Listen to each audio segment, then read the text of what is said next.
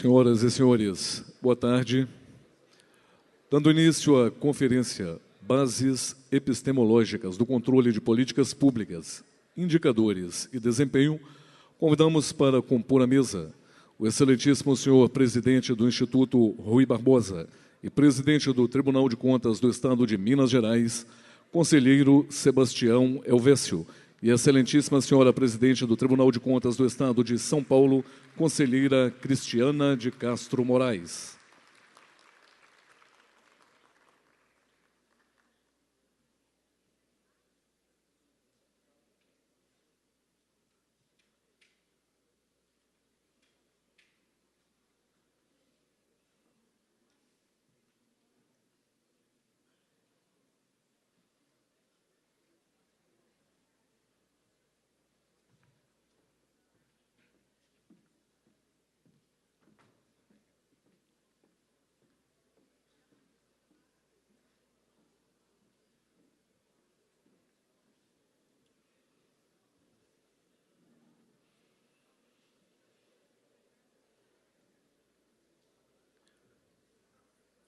Para conduzir os trabalhos desta conferência, passamos a palavra à presidente da mesa, conselheira Cristiana de Castro Moraes.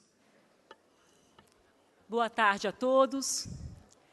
Primeiramente, é um prazer estar aqui nesse congresso internacional. Tenho a honra de estar aqui ao lado do conselheiro Sebastião Elvésio, presidindo. Infelizmente, eu só pude chegar hoje, conselheiro presidente, mas eu trago um abraço de todo o Tribunal de Contas do Estado de São Paulo. A palestra de hoje, a conferência, o tema é Bases Epistemológicas do Controle de Políticas Públicas, Indicadores e Desempenhos.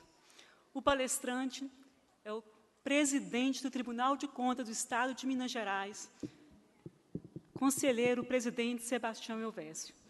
Eu vou ter a honra de presidir essa mesa ao lado do presidente Sebastião Elvésio e a honra de ler o currículo dele, um breve currículo. O presidente Sebastião Elvésio é presidente do Instituto Rui Barbosa, é presidente do Tribunal de Contas do Estado de Minas Gerais, doutor em saúde coletiva, área de concentração em política, administração e planejamento pelo Instituto de Medicina Social da Universidade do Estado do Rio de Janeiro.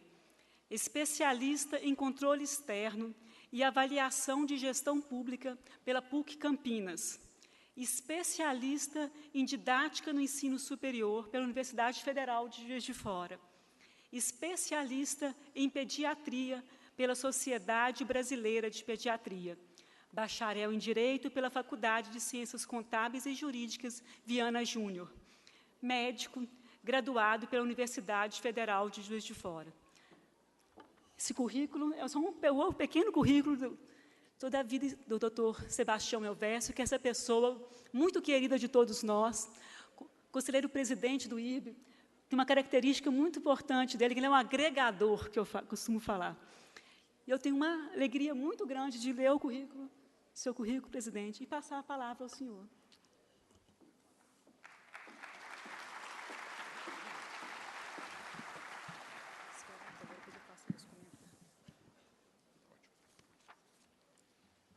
Boa tarde a todos e a todas. É um prazer rever vocês, especialmente nessa tarde em que a nossa querida presidente do Tribunal de Contas do Estado de São Paulo, a mineira Cristiana Castro, preside este nosso evento. Nós vamos hoje conversar um pouco, vou tentar ficar dentro do horário, num tema bastante amplo, mas essencial para entendermos a modernização dos tribunais de contas e do próprio sistema de controle externo do Brasil.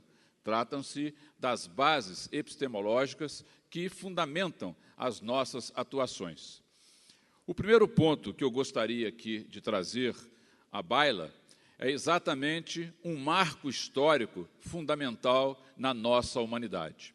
Nós, hoje, habituados ao conforto da modernidade, talvez não percebamos um marco histórico da maior relevância. Até a época do Renascimento, durante a Idade Média, o pensamento que havia é de que o futuro seria pior do que o presente. uma característica marcante desse tempo medieval, conforme nos ensina Nicola Banho, é exatamente que o presente é percebido como um estado decadente em relação a um estado anterior de glória e esplendor. Então, nós já percebemos que a nossa geração tem um compromisso absolutamente fundamental, porque os nossos antecessores, conseguiram reverter essa expectativa através de uma obra absolutamente fundamental, de 1620, do filósofo Francis Bacon, que ele faz a primeira anotação científica de que um homem idoso tem mais conhecimentos que um homem jovem, e, por comparação, a era presente detém mais conhecimentos que a era antiga. Esse trabalho de Francis Bacon eu trouxe por dois motivos. Primeiro, por essa assertiva histórica. A primeira vez que a humanidade acredita que o futuro pode ser melhor do que o presente. E o segundo, muito curioso, Francis Bacon é reconhecido por todos nós como um grande filósofo. Mas um detalhe que passa desapercebido em tempos de autonomia dos órgãos de controle é que Francis Bacon foi preso, ficou arrestado na Torre de Londres, exatamente por, na sua ação enquanto embaixador, de receber suborno, de fazer práticas ilícitas. Então, já naquele tempo, Francis Bacon foi vítima do controle. Avançando um pouquinho mais, eu vou gastar 2 minutos para trazer a ideia do progresso e tentá-la separá-la da ideia do desenvolvimento. A ideia do progresso, ela é muito individual. E essa ideia dominante aí no século XIX, dessa noção do liberalismo, era muito mais voltada para o progresso no sentido individual. Vamos avançar um pouco mais. Esse conceito, então, daquilo que se chamava de liberdade negativa, caracteriza-se nesse trabalho aí seminal de Berlim, exatamente nos mostrando que, para poder funcionar, o mercado, como expressão econômica da esfera privada, depende da liberdade dos indivíduos, também conhecida como liberdade negativa. Ou seja, todos, para ter essa noção de progresso, você precisava ter as condições individuais para o seu avanço. E essa seja, talvez, o marco fundamental que nós vamos procurar deixar aqui claro. Não mais tratarmos de progressos individuais, mas fazermos uma abordagem coletiva, uma abordagem da humanidade. Seguinte. Esse movimento que faço, trazendo essa chave, é uma chave fundamental. E ela chega até nós pelas mãos de brilhantes policymakers, de brilhantes produtores de políticas públicas, e aqui a nossa homenagem a Amartya Sen, que é o primeiro grande referencial de que o desenvolvimento é a expressão maior da liberdade. Nos ensina sempre de que o desenvolvimento, ele, na medida que permite a explosão integral da comunidade, ele supera o valor individual. Seguinte. Dessa forma, nós temos essa grande missão que está presente em nós todos que estamos nesse seminário. Qual que é o grande público desse seminário? De um lado, os controladores, estão os 34 tribunais de contas do Brasil aqui presentes. De outro lado, operadores da gestão pública. E, de outro lado, membros intelectuais, membros do nosso mundo acadêmico, também de 34 universidades. Veja o que a Amartya Sen nos ensina. O desenvolvimento requer que se suprimam as principais fontes de privação de liberdade. Primeiro, uma obrigação nossa, combater a pobreza e a tirania. Segundo, a carência de oportunidades econômicas e a destituição social sistemática. Terceiro, muito atual para nós, né? Quem não lembra das manifestações de rua de alguns pares de anos atrás? Negligência dos serviços públicos. É o servidor público que não entende que a instituição que ele existe para ser útil para o cidadão, e não simplesmente para a sua carreira. E, finalmente, a intolerância ou a interferência excessiva de estados repressivos. Ainda hoje vemos aí na televisão com muito susto, né, Estado Islâmico e outros estados aí tremendamente repressivos. E ele traz dois conceitos fundamentais para nós na atividade odierna. A liberdade é central, por duas razões. Ela precisa ser avaliatória e ela precisa ser eficaz. Então, esse é o grande movimento de transição do controle brasileiro, que nós saiamos da área meramente da conformidade e possamos entrar nesse universo espetacular da economicidade, garantida, inclusive, em princípio constitucional. Bom, feita essa breve introdução, eu queria agora conversar um pouquinho com vocês sobre o tema de ontem.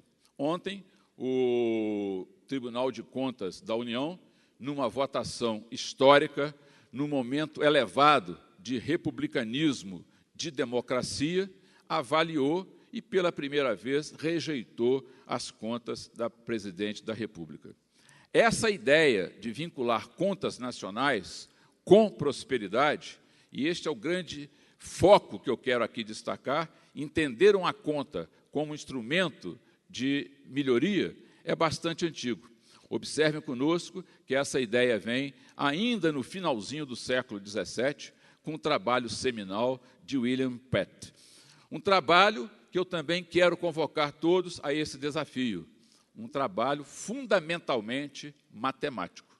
O ministro Cedras, hoje aqui pela manhã, falou que o grande desafio que nós precisamos dar, e será a grande prioridade do Instituto Rui Barbosa no ano que vem, é exatamente as nossas análises preditivas, as nossas auditorias que possam contemplar a parte preditiva e, fundamentalmente, a parte financeira.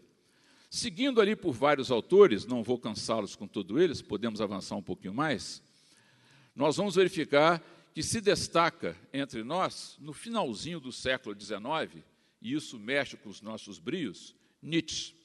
Usando a figura de Zaratustra, ele nos ensina, voltar um pouquinho, o anterior, exatamente nessa fala de Zaratustra, aumentar o foco um pouquinho. Aí está. Isso é muito importante, eu queria destacar com todos vocês.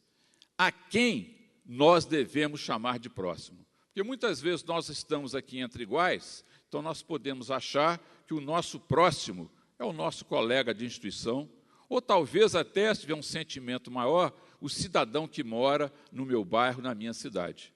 Mas Nietzsche quer de todos nós muito mais. O próximo, evidente que é no plural, não sejam apenas os próximos no espaço e no tempo que o nosso horizonte de referência se amplie de tal maneira que não se reduza às gerações contíguas. Olha que espetáculo. O próximo nem é a próxima geração, é muito mais. No fundo da questão das gerações vindouras, o que está em jogo é a própria noção da humanidade. E essa frase sela o tema. A sociedade humana é um ensaio, não é um contrato. Então, nós temos de estar na nossa missão de julgador de contas afinadíssimo com esse princípio fundamental. Não estamos ali olhando pura e simplesmente um ensaio. Nós estamos analisando um contrato social, um contrato de humanos. Seguinte. Depois passamos por autores muito importantes. Arrow talvez seja aí um dos mais festejados, né? A teoria da escolha social é um trabalho seminal. Aqui no Brasil destaco muito a presença do Instituto Superior de Estudos Brasileiros, que foi muito útil, infelizmente, na época da ditadura. Ele foi sufocado. Passamos por Peter Bauer, vamos avançar um pouquinho mais, e chegamos, podemos avançar um pouco mais, no conceito de justiça intergeracional.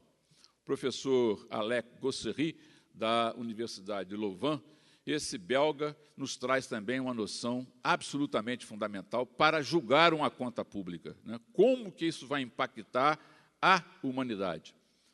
Na sua maioria, as decisões políticas que são tomadas produzem efeitos nas gerações futuras. E olhem que inquietação. Será moralmente aceitável transmitir às gerações futuras os resíduos nucleares? Uma dívida pública considerável? Ou um sistema de pensões insustentável? Então, quando eu vou analisar num concurso público a admissão de servidor público, eu tenho que ter um olhar no futuro para ver se esse concurso não tem saúde financeira apenas naquele momento. Mas isso é um grande desafio para os tribunais de contas, que possamos olhar essa carreira atuarialmente falando e verificar se existe fundos para garantir a sua previdência. Senão eu vou ter que tirar dinheiro do erário para vir socorrer um fundo especialmente. E a mesma coisa com relação às dívidas públicas. Às vezes se autoriza o endividamento com taxas de juros exorbitantes que ficarão impagáveis para daqui a 20, 30 anos. Temos de ter um olhar aguçado para essa questão. E aqui está entre nós, será o nosso grande palestrista que vai encerrar essa nossa tarde de hoje e encerrar o nosso congresso, e tenho certeza com chave de ouro, essa figura intelectual da maior importância, professor Daniel Innerarity. Ele fala exatamente o alerta sobre quem são os inimigos do futuro. Muito importante essa observação. Quem são, então, os inimigos do futuro que têm de ser desmascarados? Tem que ter muita coragem para apontar esses inimigos do futuro. Para começar, convém que se saiba que é preciso descobri-los, em primeiro lugar, entre os que poderiam parecer os seus mais ardentes partidários. Onde quer que se proceda à sua banalização.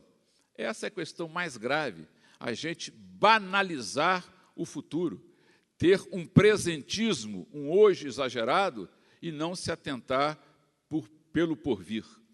E terminando, entre aqueles que promovem uma aceleração improdutiva, insensível aos custos da modernização. Esse é o grande desafio, é você separar aquilo que realmente avança, que é moderno, e aquilo que simula uma modernização. Por exemplo, na área farmacêutica, na área de fármacos, um laboratório apresenta um determinado produto e diz lá que uma pesquisa, em 3% dos pacientes, que em 8% daquela situação teriam uma sobrevida de 4 dias a mais. E esse medicamento se apresenta para o poder público com um custo de 30, 40 vezes a mais. Parece com uma coisa moderna, mas, na verdade, não é. Ou na nossa vida individual, um modelo de telefone celular que você tenha, e nessa sociedade de consumo exagerada, a pessoa troca aquele modelo, que já é caro, adicionando mais R$ 1.500 para ter um outro modelo novo, que, na verdade, quase nada vai acrescentar. Isso é banalizar o futuro. Seguinte. E, na palestra que abriu, foi até uma bela coincidência, o Innerarity fecha, o Acemoglu abriu, a noção fundamental que o professor Acemoglu nos ensinou. Por que as nações fracassam? Fracassam fundamentalmente pelo descaminho das suas instituições.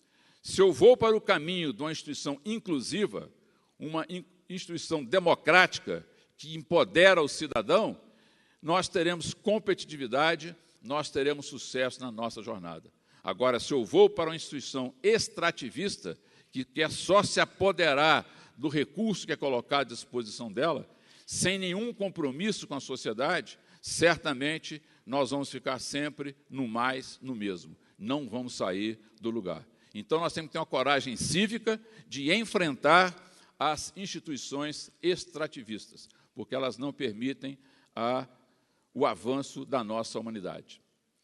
Bom, agora falei 2 palavras rápidas sobre o que é política e políticas públicas. Porque muitas vezes as pessoas falam que não querem se interessar pela política. Não há solução fora da política. O que nós precisamos ter é bons políticos e bons policymakers, bons fazedores de políticas públicas. E aí, esse conceito, que resume muito bem para nós, eu trago a ideia de Thomas Dye, de que política, na verdade, é tudo aquilo que você faz ou que deixa de fazer. Ou, trocando em miúdos de uma maneira bastante prática, o recurso disponível é sempre finito. Então, política é aquilo que você opta por fazer, consequentemente, você vai deixar muitas outras coisas sem fazer. Seguinte. Então, nessas várias áreas que estamos aí discutindo, né, a ideia da política pública, ela se transforma na questão orçamentária. A política pública é fundamentalmente medida pela alocação de recursos. É por isso que hoje os tribunais de contas buscam essa consistência entre os planos de governo e aquilo que é colocado na lei orçamentária.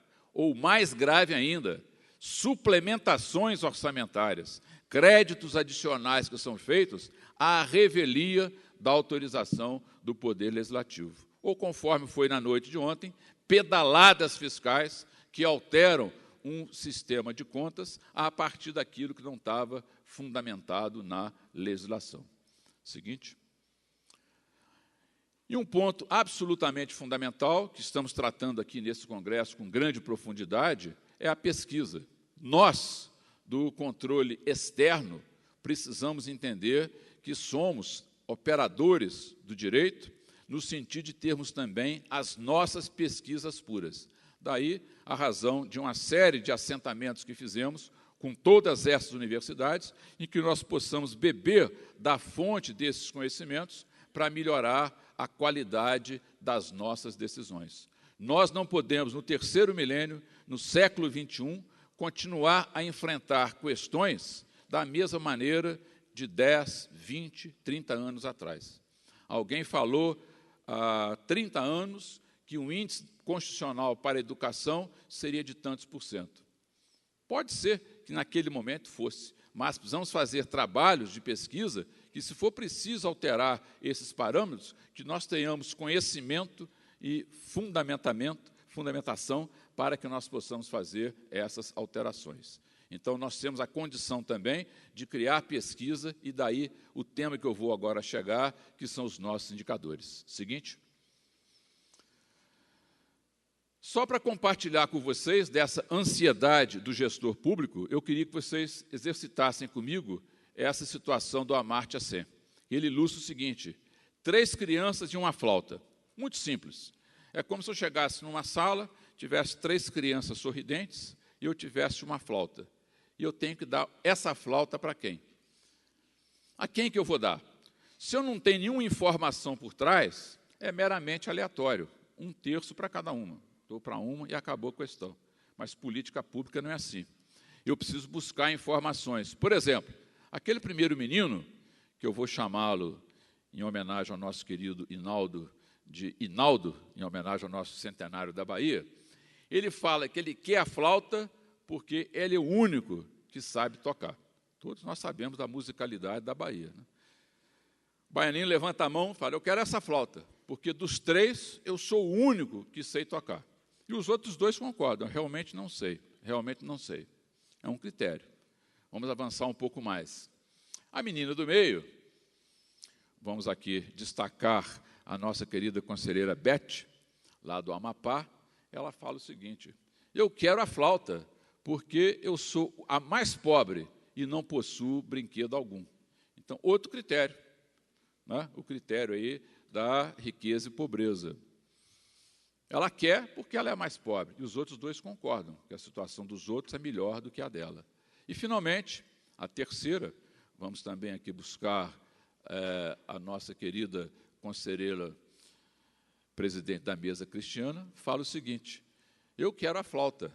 Por quê? Porque fui eu que fiz. Uma informação completamente nova. Ela que fez a flauta. Então, de modo didático, ali estão as 3 correntes de políticas públicas que nós precisamos medir.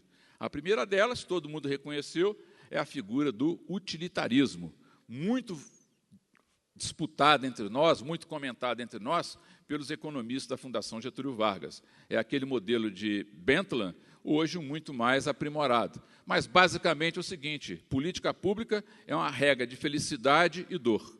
Se eu vou dar um aumento para o funcionário público, para um segmento específico, aqueles 30 mil servidores vão ficar contemplados.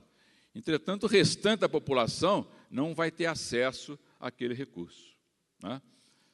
O segundo é a noção fundamental de equidade, né? É a teoria do igualitarismo, de John Rawls. Eu trato diferentemente os diferentes. São esses programas que nós temos aí, que, na verdade, nascem com o presidente Lyndon Johnson nos Estados Unidos, quando ele substitui Kennedy. Kennedy é um presidente muito popular, e ele vai se socorrer desse trabalho acadêmico para começar a dar coisas mais para os mais pobres, né? A noção de equitatividade, as nossas bolsas famílias e outros programas desse tipo. E o último grupo, o grupo lá da Cristiana, reúne, num passe de mágica, as duas correntes ideológicas, a direita e a esquerda. Os direitistas, os mais à direita possível, do direito do Partido Republicano, o Tea Party, defende essa ideia.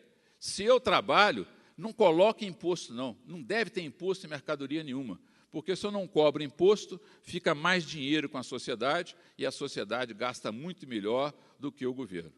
E, do outro lado, a ideia de Marx, a ideia do capital, né? A diferença de classe. Se eu produzir esse bem é meu, não é do capital que o ajudou a fazer. Então, aqui, eu gostaria, só para sentir o nosso auditório, como que vocês encaminhariam. Vamos imaginar que vocês sejam um gestor, um fazedor de política, para quem que eu daria a flauta. Pode substituir a flauta por 10 milhões no orçamento, por 1 milhão no orçamento, por 3% a mais no orçamento. Para quem que eu vou dar? Primeiro, é para quem vai utilizar. Quem é a favor do utilitarismo, por favor, levante a mão. Só para mim ter uma noção se nós aqui vamos se comportar da mesma forma que outros ambientes. Uma parte importante, né? Mas assim no olho, em termos de um quarto, por aí. O segundo grupo, o grupo dos equitativos, tratar diferente os diferentes, os igualitários, os rawlsianos.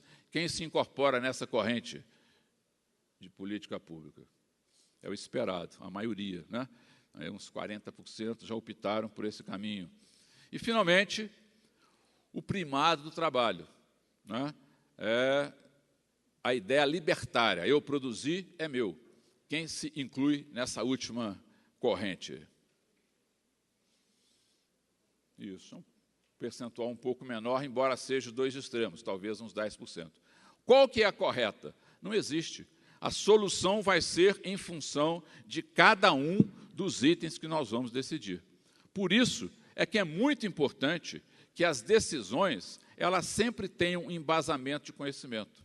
Algum de nós acha que se fosse levar para um orçamento na Assembleia Legislativa, no Congresso Nacional, escolher, vou dar 100 milhões para manter um Tribunal de Contas ou vou dar 100 milhões para fazer casas? E se fosse votar simplesmente pela maioria, qual das duas opções ia ganhar?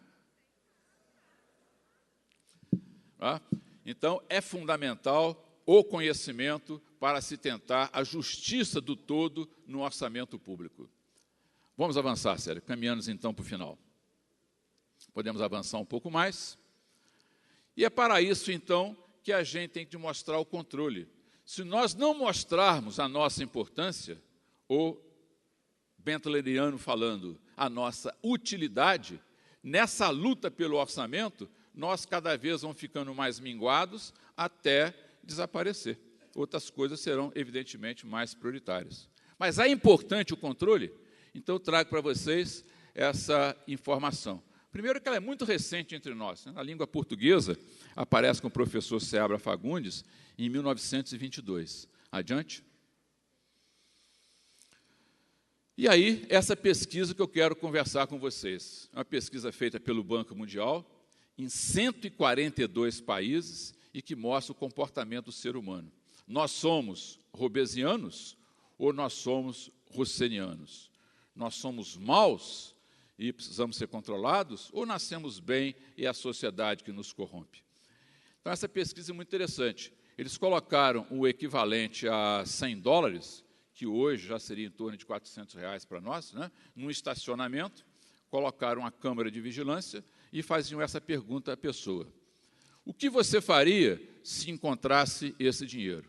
E eram dois cenários. Primeiro, se não houvesse possibilidade de descoberta por terceiros. Então, nenhuma vigilância.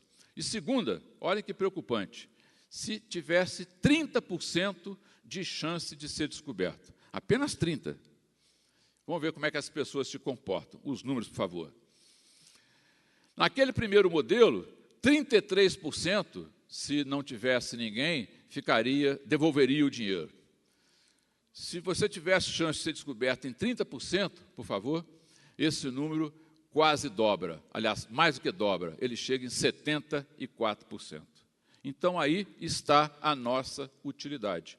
O homem tem que ser controlado.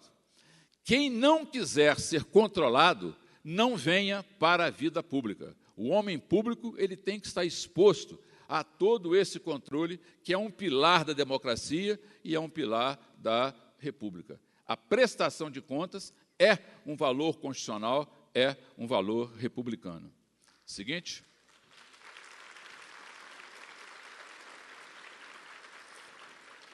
Aqui no Brasil, nós temos uma situação muito mais favorável do que muitos dos nossos países vizinhos, da América Latina e até mesmo da Europa.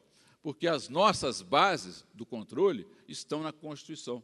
São princípios de status constitucionais. Aqui, tanto o controle interno, quanto o controle externo, quanto o controle social e o controle judicial. Não vou entrar nesses detalhes, porque todos nós conhecemos perfeitamente esses assuntos. Mas quero homenagear a nossa classe política na figura de Ulisses Guimarães, que entregou para todos nós a nossa Constituição Cidadã.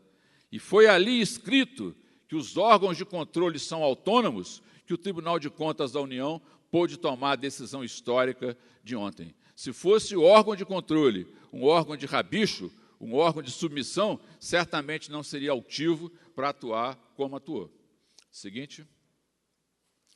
Temos no Brasil 34 tribunais de contas, e, para nossa alegria, todos eles presentes nesse Congresso Internacional.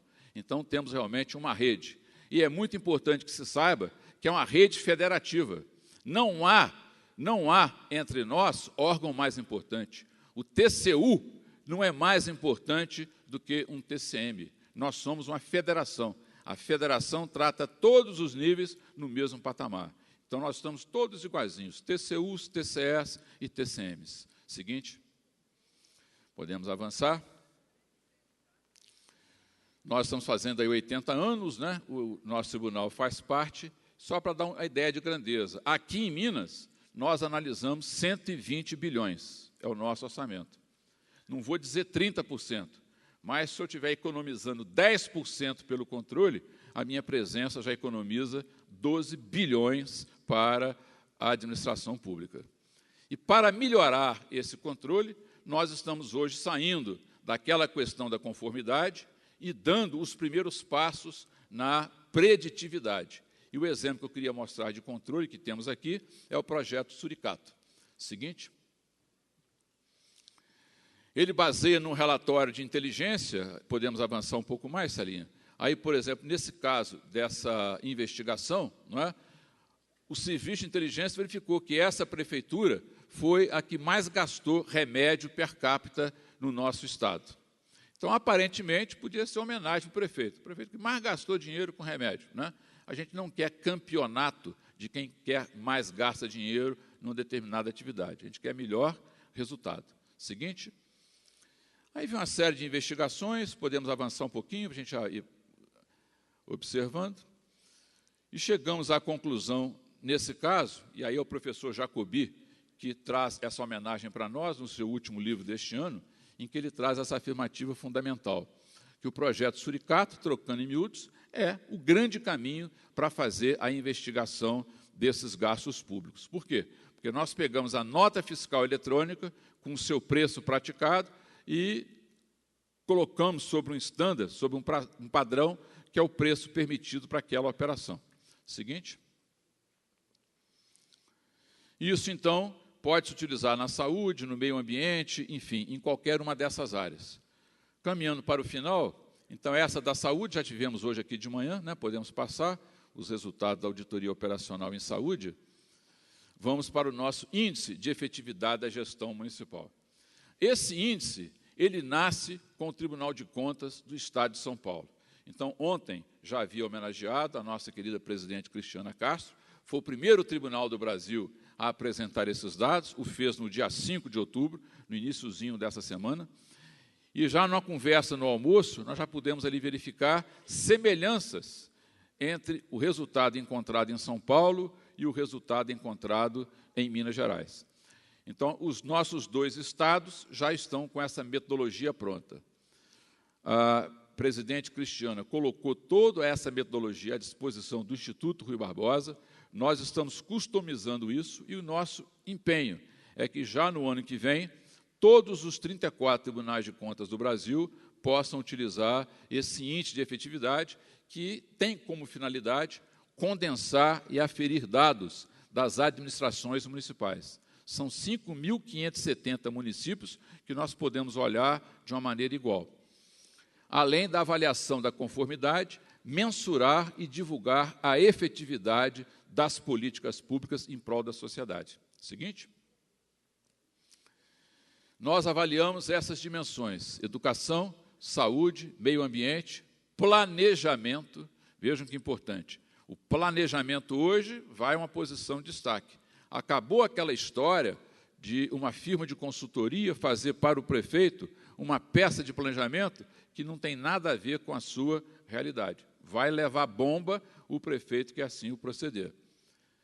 Ver se a sua cidade está protegida, muito importante. Olhar a gestão fiscal. O prefeito também tem que entender hoje que, nesse modelo do federalismo trino, ele tem que ter cuidado com a despesa, mas também tem que ter cuidado com a sua arrecadação.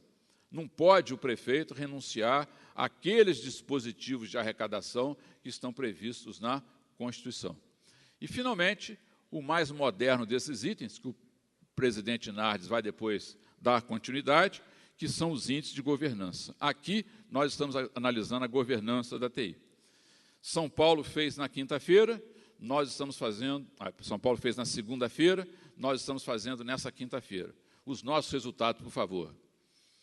O que nós percebemos no conjunto dos 853 municípios?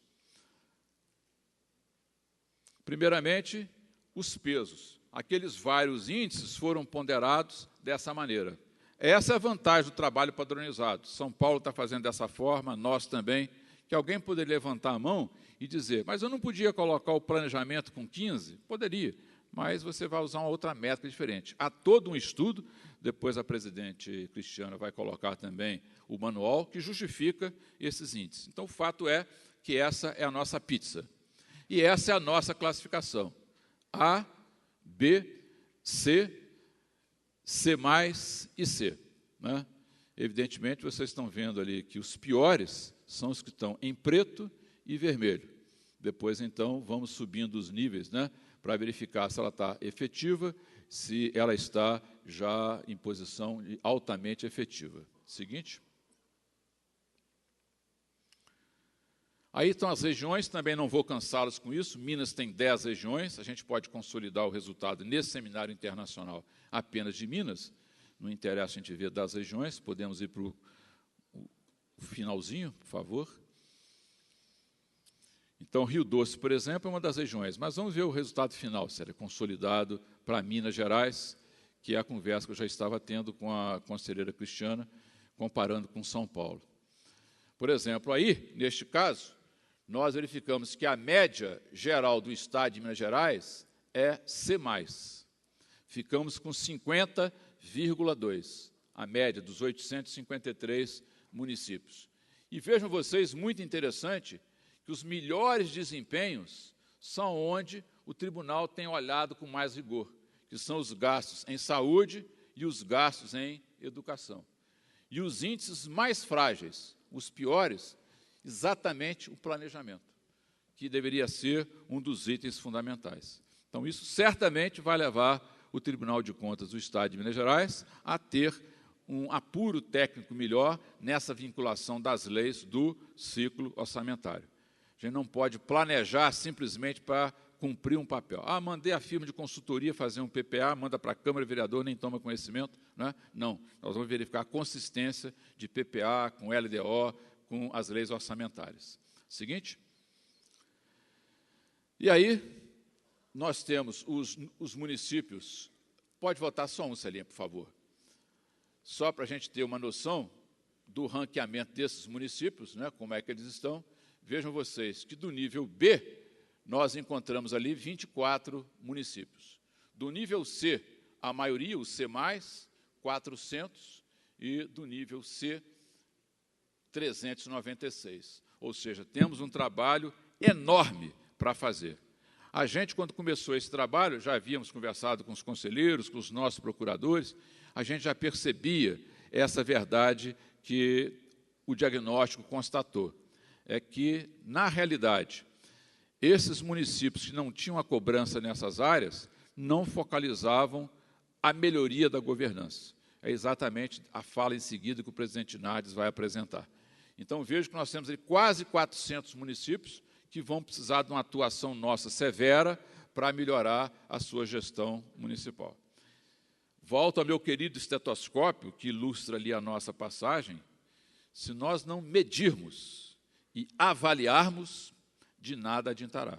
Se a pessoa pegar o estetoscópio, num minuto, verificar que está com a pressão 17/10, ela já sabe que vai precisar de um tratamento, né? É matemático. Mesma coisa, os índices da efetividade. Não é que a gestão seja matemática, mas se você não tiver modelos matemáticos, você não consegue parametrizar.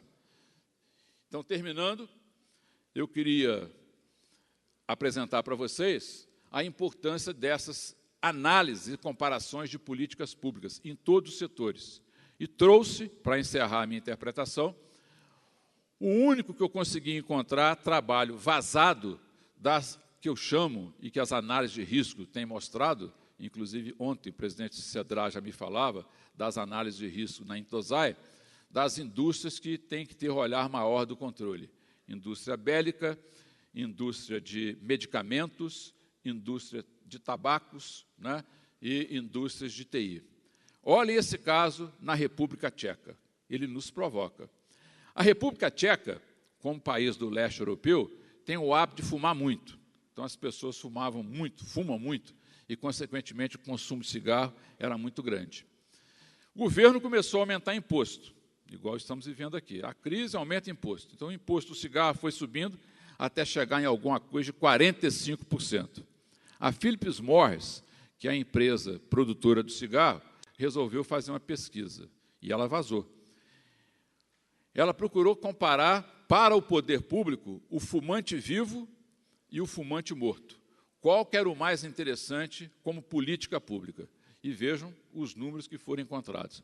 Numa coluna, ela colocou o fumante em vida, e verificou que esse fumante em vida, ele detectava aumento nos custos médicos do orçamento. É lógico, pessoa que fuma vai ter mais doenças enfisematosas, mais câncer, né, tanto de pulmão quanto de bexiga e outras partes. Mas, em compensação, afetava o orçamento com aumento de impostos. E, na outra coluna, quanto que o fumante morto iria poupar para o governo. Verificava que o governo ficaria isento de aumentos de gastos com saúde, que, evidentemente, se ele morre, a gente consegue evitar o encarecimento da saúde hoje, que são as doenças crônicas, doenças degenerativas, né? Não vamos ter que gastar com pensões e nem vamos ter abrigo para idosos. E fez a matemática das duas colunas e chegou à bela conclusão que dava uma economia de 147 milhões de dólares ao ano. Ou seja, publicamente estimulando o governo tcheco a baixar o preço do imposto, que as pessoas morreriam e haveria uma economia para o poder público. Olhem a fonte que eu fiz questão de trazer, que é Fairlow, publicada no Wall Street Journal, em 2001. Porque isso é inacreditável. Ninguém imagina que empresas possam hoje estar induzindo tratamento oncológicos, tratamentos por câncer caríssimos, com medicação que muitas vezes a Cochrane não permite a sua efetividade. Então, para lidar com esse conjunto de gasto público, nós não podemos ser ingênuos. Nós temos de nos preparar para enfrentar escritórios muito poderosos, parcerias público-privadas. Temos de avançar na nossa análise de risco, né, para podermos medir esses gastos com mais competência. Bom, dessa forma eu termino, então, essa minha interpretação, lembrando, pode voltar um pouquinho, Salinha, na nossa palestra inaugural. De tudo aquilo que o professor Acemoglu disse, eu tirei do livro dele essa frase que nos serve de motivação. A ascensão brasileira, desde a década de 60, não foi arquitetada por economistas de instituições internacionais que instruíram as autoridades brasileiras com relação à melhor maneira de criar políticas. Então, isso é muito importante. Por melhor que seja o órgão internacional, ele não tem uma receita de bolo para ser aplicada em cada país. Nós temos de criar os nossos fazedores de políticas públicas. Por isso, quero prestigiar muito os nossos estudantes e quero dar um testemunho. Fiquei encantado ontem em percorrer as salas temáticas com a qualidade dos trabalhos e a presença maciça dos nossos estudantes de políticas públicas de todas as universidades do Brasil. Ele também fala que essa ascensão não é para evitar a falência dos mercados. Não se deu tão pouco mediante injeções de ajuda externa. Também não foi resultado natural da modernização. Muita gente hoje acredita ainda em Condorcet, né? Que a vida vai melhorando do jeito que a gente deixar. A tendência é de modernizar. Não é. Se nós não tomarmos atitudes, pode acontecer conosco o que aconteceu com a Argentina, o que aconteceu com a Venezuela, o que aconteceu com a Grécia, em que o Estado não mais tem estrutura para manter os compromissos assumidos. E ele termina, pelo contrário, foi consequência da construção corajosa de instituições inclusivas para diversos grupos. Então, esse é o tema fundamental. Nós temos que democratizar as nossas instituições. Elas têm que ter utilidade para produzir bons resultados e elas têm de estar em sintonia com o cidadão. Isto é uma instituição inclusiva. Ela sendo inclusiva, ela vai dar a instituição econômica inclusiva, fundamentada na democracia, e sim, o país melhora para todos, e não para alguns grupos de monopólios, alguns grupos de privilegiados. E ele termina, então, dizendo exatamente isso. Acabariam produzindo instituições econômicas mais inclusivas, né? Então, termino por aqui. Quero agradecer muito, mais uma vez, a oportunidade de conversar com vocês e que essa possa ser a nossa mensagem, que possamos ser felizes nas nossas gestões, respeitando a existência do cidadão, respeitando e trabalhando para termos instituições inclusivas. Muito obrigado.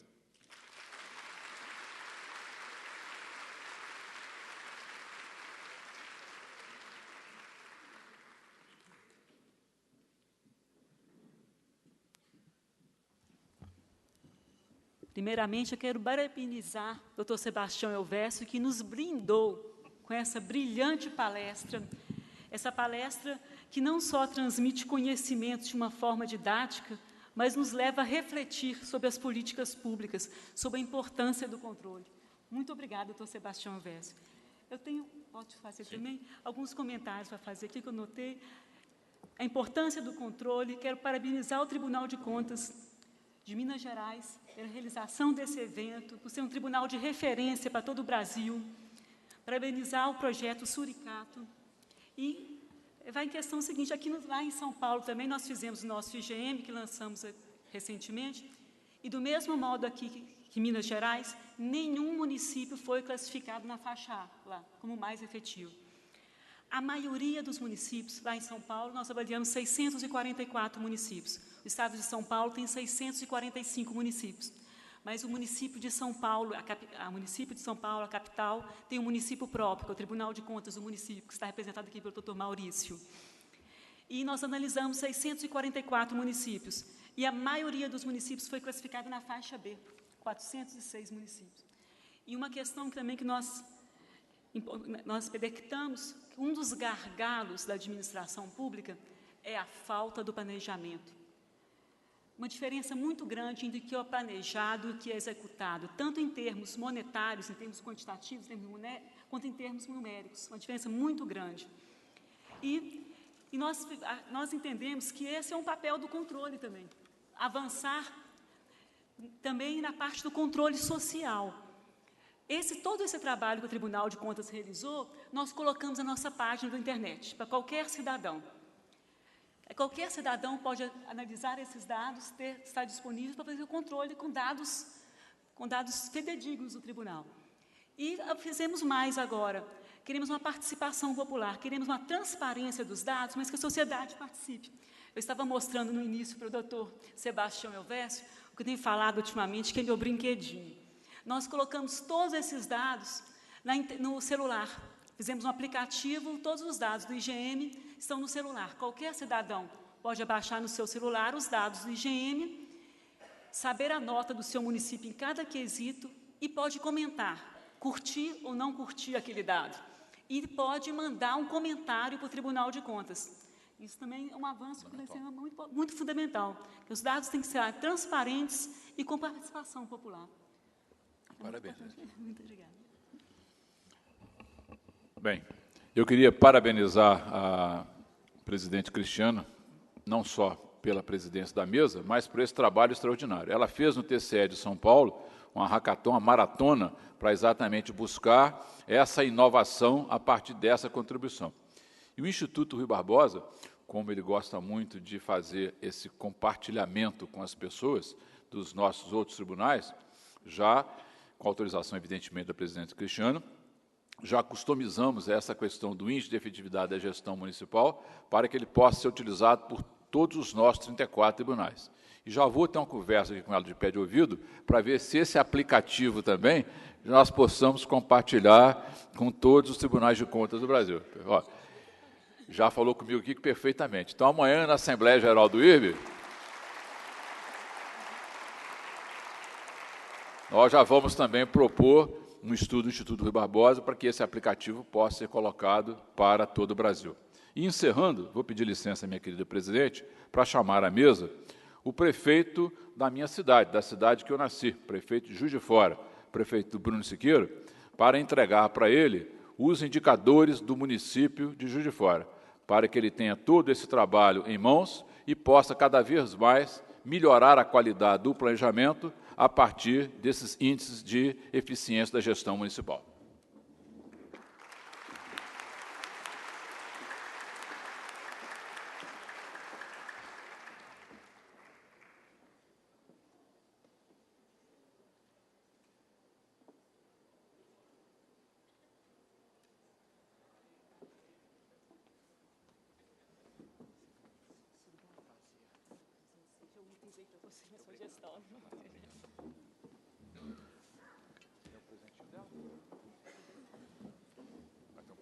Encerrando esta conferência, excelentíssimo senhor presidente do Instituto Rui Barbosa e presidente do Tribunal de Contas do Estado de Minas Gerais, conselheiro Sebastião Elvésio, faz a entrega da lembrança pela participação deste primeiro Congresso Internacional de Controle e Políticas Públicas, a excelentíssima senhora presidente do Tribunal de Contas do Estado de São Paulo, conselheira Cristiana de Castro Moraes.